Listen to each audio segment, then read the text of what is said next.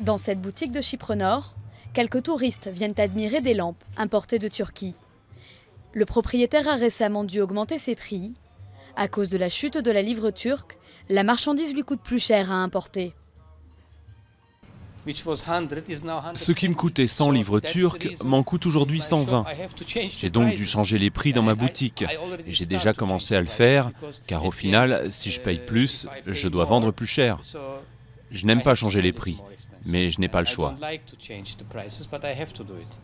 Les prix ont augmenté car la plupart des produits importés le sont en euros, dollars ou livres sterling. Un téléphone portable peut aujourd'hui coûter jusqu'à 30% plus cher. Seule la Turquie reconnaît comme État la partie nord de Chypre divisée en deux. Isolé depuis 1974, le territoire dépend entièrement des financements de son voisin.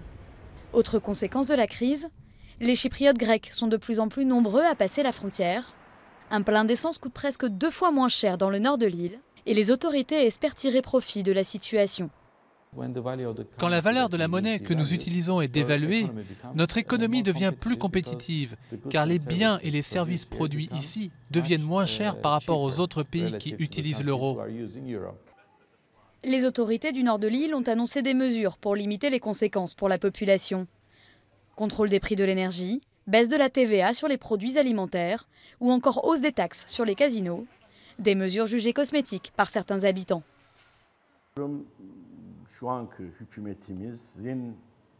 L'ensemble des mesures annoncées par notre gouvernement n'est même pas un bandage sur la plaie. Je pense que la plaie va grossir.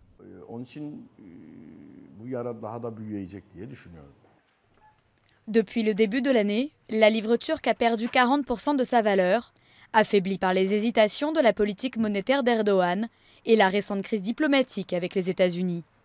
Chypre Nord n'a pas fini de ressentir les ondes de choc de son parrain turc.